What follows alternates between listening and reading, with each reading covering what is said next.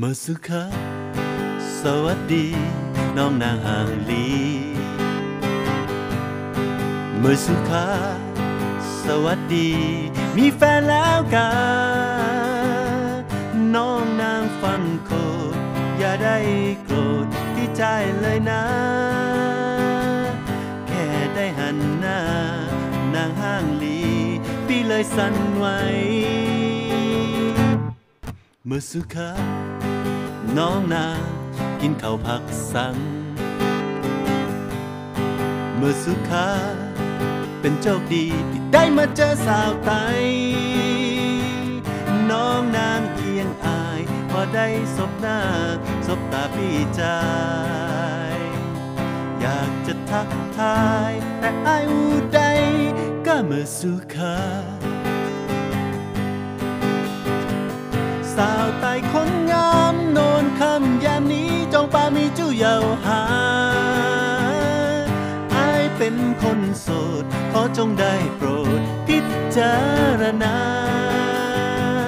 สาวไต่น้องเอ๋ยอยากจะเฉลยปากว่าคักหนักหนา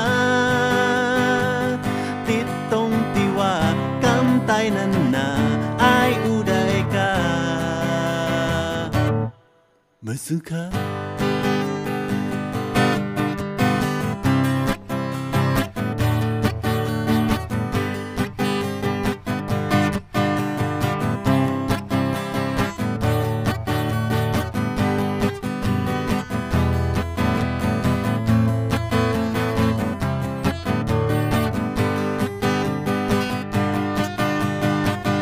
สาวไต่คนงามโนนคำยามนี้จองปามีจู้เยาหา